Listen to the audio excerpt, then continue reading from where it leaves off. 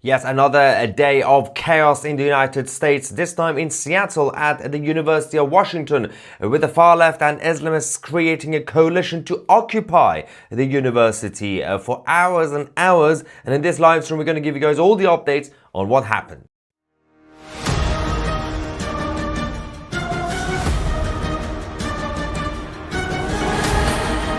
Well, hello ladies and gentlemen, welcome back to Tusi TV, your global news channel. I'm Maya Tusi, and this is your latest update from the United States. I do need to give you a heads up because we're still catching up with everything else been going on today on this channel. And as you guys know, it's a geopolitical news channel, global channel, so everything's happening at the same time.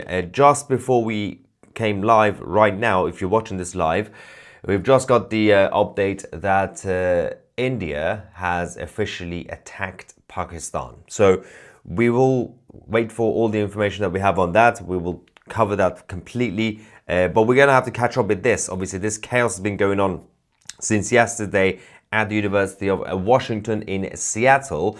It's also important to cover this because all the chaos that we are seeing on an international level, the instability that we are seeing, you can tell that there are a lot of people who don't want to have peace or prosperity on this planet. And if they can't have a good life, they don't want you to have a good life either. So whether you're talking about the Marxists, whether you're talking about the Islamists, all these guys, the situation between India and Pakistan is a perfect example. The situation in the Middle East is a perfect example. And what we are seeing in the Western world, for example, in the name of the Palestinian movement, is a perfect example. So these are the Palestinian activists targeted the IEB. This is the obviously engineering building at the University of Washington, because this building was partially funded with a $10 million donation that came from the company Boeing, right? Boeing, which, by the way, has its own problems over the last few months. Now, the problem that the Islamists and the far left have with this $10 million donation, this is an excuse, by the way, is that they're saying that in November, so a few months ago, the Israeli Defense Ministry signed an agreement to get 25 next generation F-15 fighter jets from Boeing. It's business, it's trade, it's part of defense. Now, because these are all excuses, by the way, Boeing basically did this. Now, these so-called activists decided to attack the university, occupy. I'm going to show you some of the videos we have. A big shout out to the Post-Millennial and their reporters for being on the ground. And so when you talk about the far left, so Antifa, whether you're talking about the coalition that Antifa created with the Islamic groups in Seattle, because obviously demographic changes in part of Seattle, you've seen a lot of massive changes, and obviously the Antifa are always there to take advantage of any situation anyway. But you also have the other far left, not necessarily Antifa, but other far left organizations who have been doing their things in the name of the Palestinian movement for a long time. Let's go to the first video.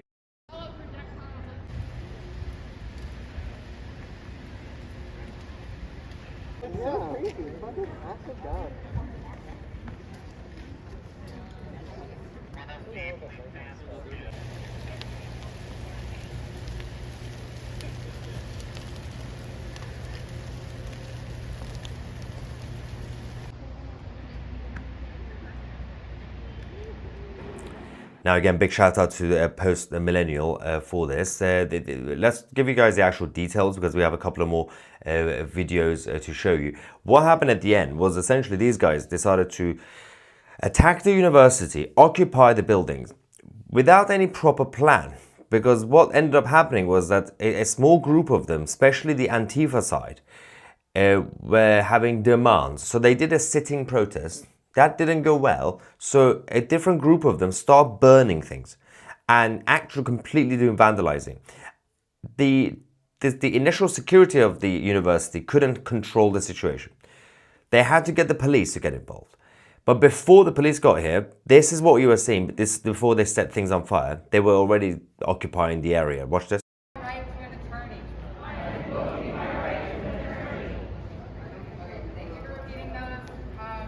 We are going to be periodically reminding ourselves throughout the night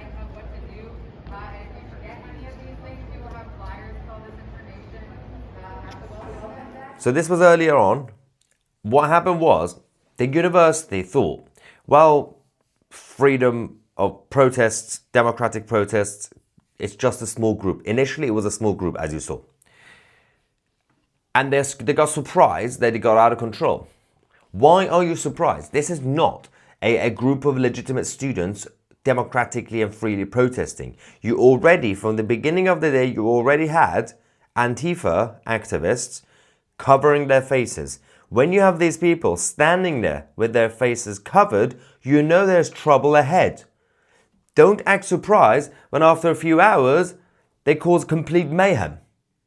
Now, obviously, at that point, it was too late and they started burning things. The police came. This is what happened. Lieutenant James, the Seattle Police Department Poet Team. UWPD, WSP, and Seattle PD will be making trespass arrests here at this location. Any interference for this operation will result in your arrest.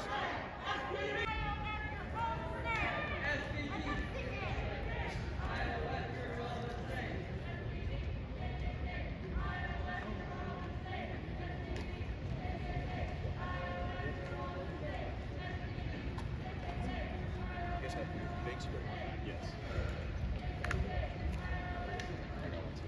Okay. Fuck a bitch ass bitch.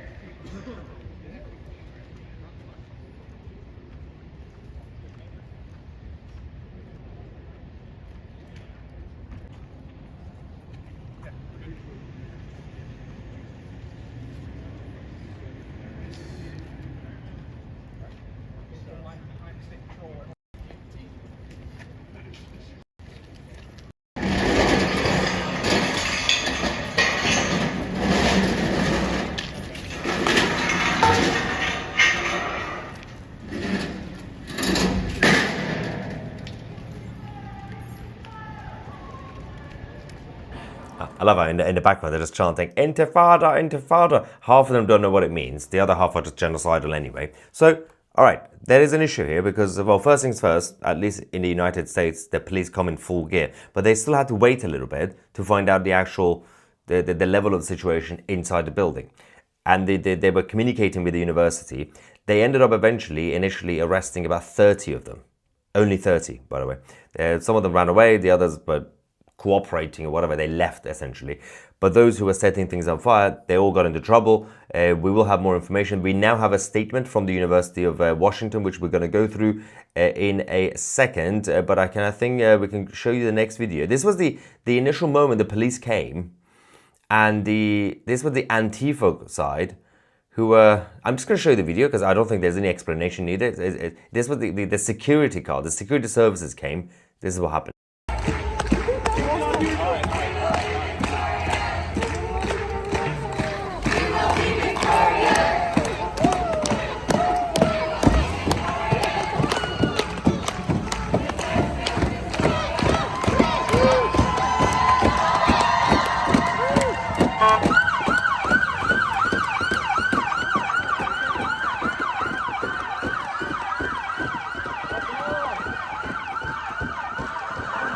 That was the first response. The security patrol car thought that, well, we've heard it's a small group. It was a small group, by the way, overall.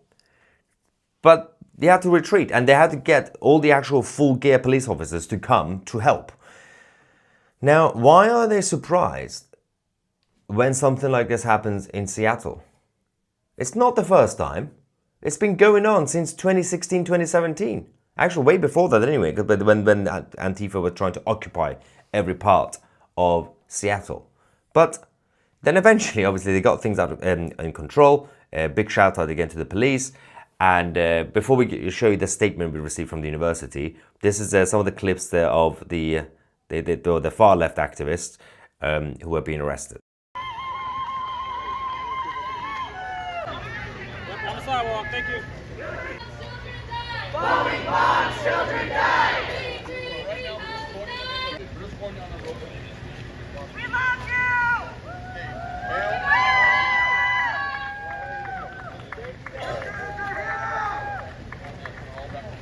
Don't take anything out of their pockets. You're going to be processed about 200 feet down the road.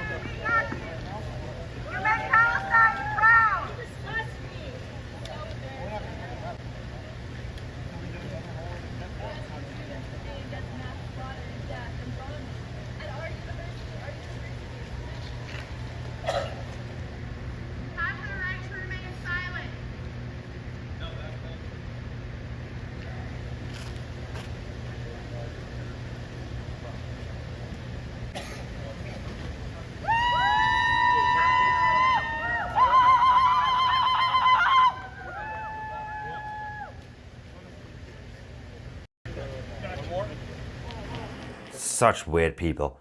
You made Palestine proud, or whatever that idiot said in the background.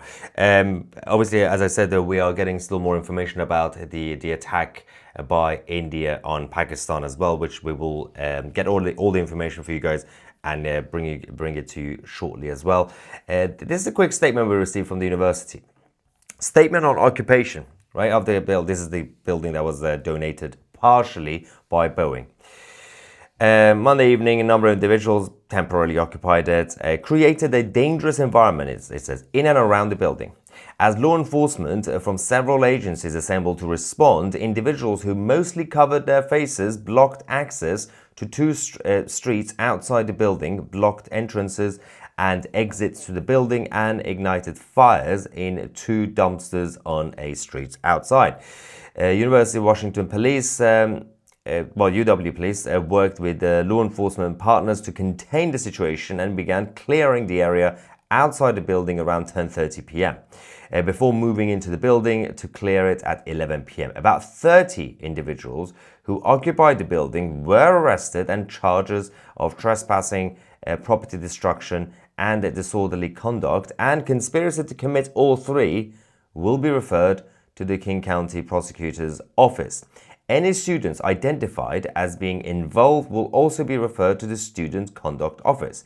The UW is committed to maintaining a secure learning and research environment and strongly condemns this illegal building occupation and the anti-Semitic statement that was issued by a suspended student group on Monday. The university will not be intimidated by this sort of offensive and destructive behavior and will continue to oppose anti-Semitism in all its forms. Now, the interesting thing about this reaction from the University of Washington now, compared to when they had to deal with similar things about 2 years ago, is that they seem more robust, right? Why do you think that is? It's because the new administration under President Trump have already issued a very, very robust policy. If these universities do not tackle this properly, they will lose their public funding, they will lose any support. Even the independent education institutions, if they are promoting anti-Semitism or any sort of anti-American racism or tendencies in general, then they will be punished anyway. So all this stuff is going on simply because President Trump is now in power. Then everything else that happened, some of the clips that we have from the fires and everything else, I'm going to show you one of them. It's only a few seconds. This is what they had to deal with.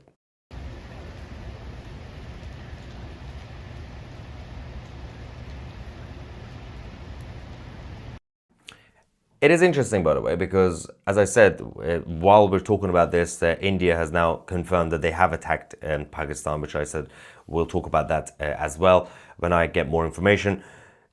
None of these people, whether you're talking about Antifa, whether you're talking about the other far-left groups, whether you're talking about the Islamists who are there in a coalition with them, none of these people have ever said anything in solidarity with the Hindus who were killed, with the Christians in Nigeria who were murdered. They claim they care about humanity, they claim they care about justice and fairness. They don't.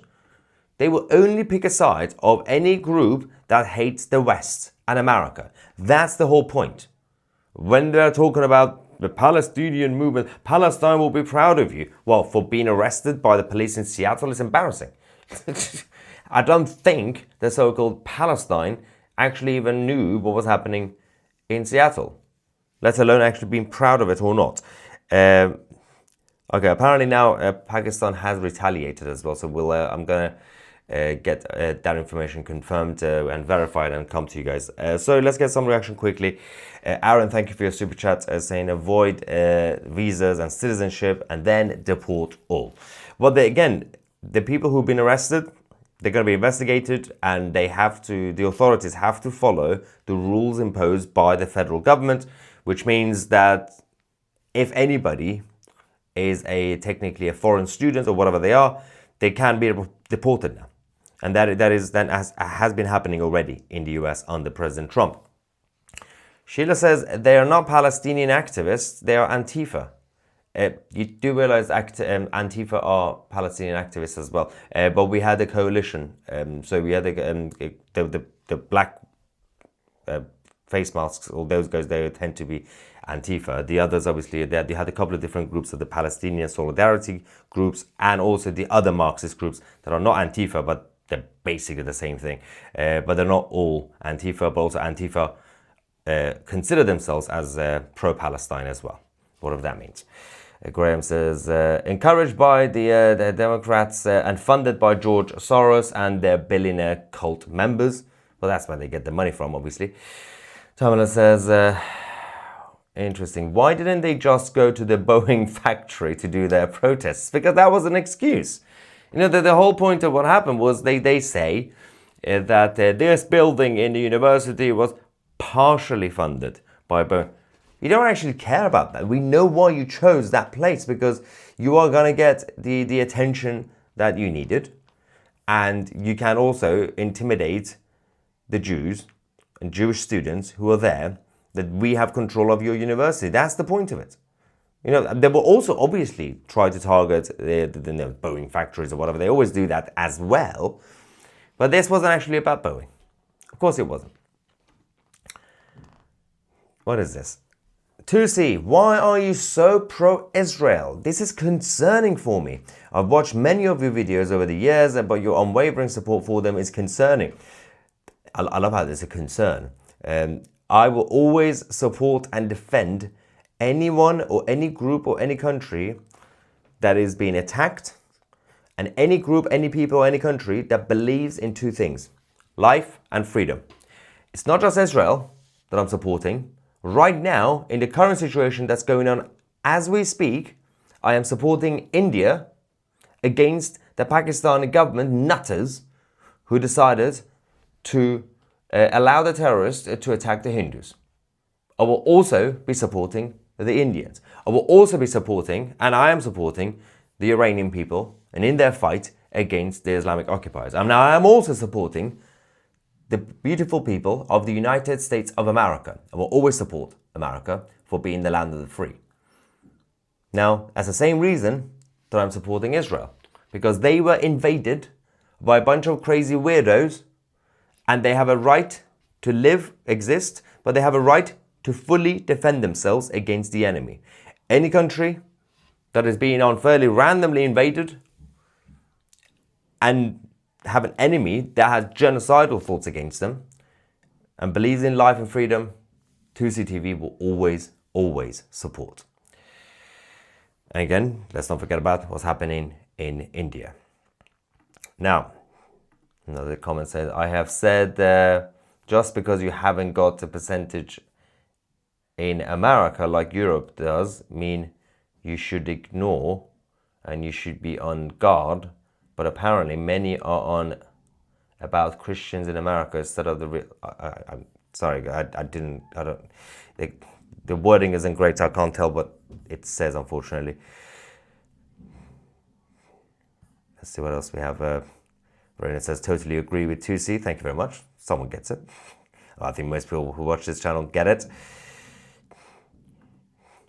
Support Africa from the West looting their resources. Again, that's another example. All the African small businesses and farmers who continue to be betrayed and attacked by the European Union and the European globalists.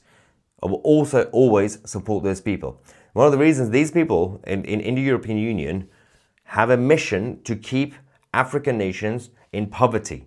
They do not want any competition whatsoever, because they know if hypothetically most of the African nations, and a lot of them are coming up anyway, but most of them, still a lot of them are in poverty, if they come up and if they, using the African Union, the African nations, then obviously it's going to be very hard for the European Union to even justify their own existence. The European Union as a so-called trading bloc is the weakest compared to the whole world, apart from Antarctica, in terms of the continent. So you have that to deal with. And of course, the situation with coffee beans that they're using against Africa. They steal the coffee beans, but not processed coffee. They ban it from Africa. They wanted to get it from Germany, to help the European Union. This is what they're doing. That's what they're doing to Africans.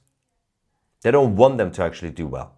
And then what happens is mass migration. people then say, well, I can't stay in my country, I'm going to go to Europe.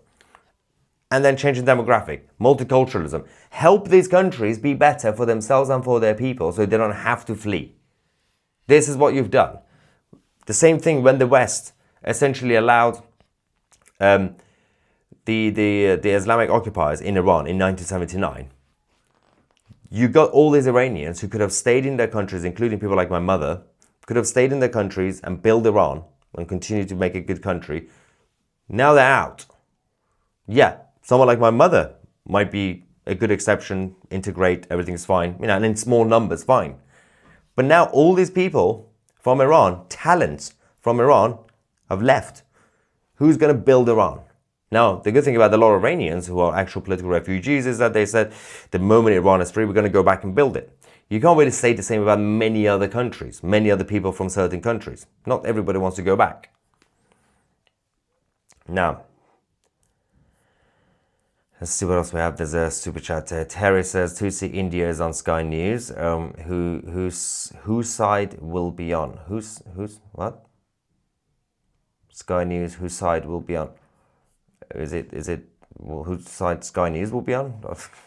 I don't think Sky News will be backing India, let's just say, right?